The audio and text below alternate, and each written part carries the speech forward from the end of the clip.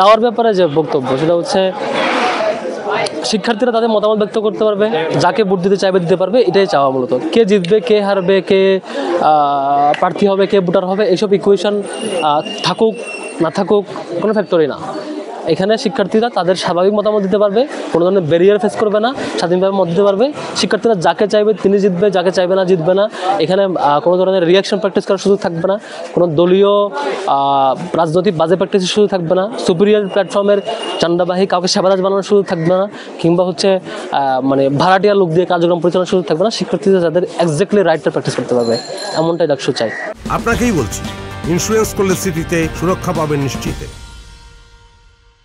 এইটা বেশ কম্পিটিটিভ হবে, এবারের ডাকসু বেশ কম্পিটিটিভ হবে, কারণ এখানে এটা ইতিবাচক, কারণ প্রত্যেকেই সমানভাবে কাজ করতে পারছে, সমানভাবে তাদের স্পেস আছে, কোনো ধরনের এখানে পরিবেশের সংকীর্ণতা নাই।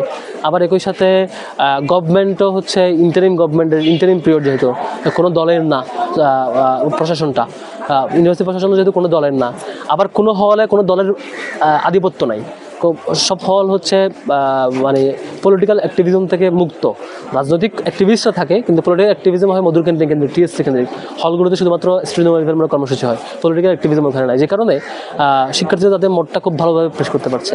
আমাদের কমিটমেন্টও এটা যে আমাদের অ্যাক্টিভিজমগুলো টিএসসি মধুর কেন্দ্রিক হবে, আর আমাদের সোশ্যাল ওয়েলফেয়ারমূলক স্টুডেন্ট ওয়েলফেয়ারমূলক প্রোগ্রামগুলো শিক্ষার্থীদের ওরিয়েন্টেড, হয়তো শিক্ষার্থীরা যেখানে থাকে সেখানে হতে পারে। তো এর মধ্য দিয়ে যেটা হবে, কম্পিটিশনটা খুব দারুণ হবে, এটা বিশ্বাস করছি। কে জিতবে, কে হারবে, কতটুকু উঠবে, এটা মানে ম্যাপিং করা খুবই ডিফিকাল্ট। আর নিরাপত্তার ইস্যু শিক্ষার্থীরা যেহেতু ডাকসুটা চায় এবং তারাই মেইন সেফগার্ড, এখানে নিরাপত্তার কোনো ক্রাইসিস আমি দেখছি না। কেউ যদি নিরাপত্তা নষ্ট করতে চায়, শিক্ষার্থীরা তাদেরকে প্রতিহত করবে বলে আমি বিশ্বাস করি, এবং শিক্ষার্থীরা অলরেডি করেছেও। ছাত্রলীগের মতো ভয়াবহ ফেসিবাদকে ক্যাম্পাস থেকে তাড়িয়েছে, পারবে তারা। ছাত্র শিবির অনেকদিন পরে ডাকসুতে অংশ নিচ্ছে, আপনারা কি অঙ্গীকার দিবেন শিক্ষার্থীদের? এটা আমরা তফসিলের যে টাইমটাতে আছে প্রার্থীরা কনফার্ম করা এবং প্রত্যাহার করা, সেই টাইমটাতে প্রার্থীরা কনফার্মের সময় আমরা একসাথে ইশতেহারটাও আমরা জানাবো ক্লিয়ারলি। জোট হওয়ার কোনো সম্ভাবনা আছে? যথেষ্ট সম্ভাবনা আছে এবং সেটা অপেক্ষা করছি। আর প্রার্থী কে হবে না হবে সেটা ওই যে বললাম, প্রার্থীরা প্রত্যাহার এবং প্রার্থীরা জমাদানের যে সময়, ওই সময়ের আগে বলা ডিফিকাল্ট হচ্ছে। আমরা টেবিল ওয়ার্ক করছি, ফিল্ড লেভেলে ওয়ার্ক করছি, একটা পর্যায়ে গিয়ে আমরা অ্যানাউন্স করবো ইনশাল্লাহ।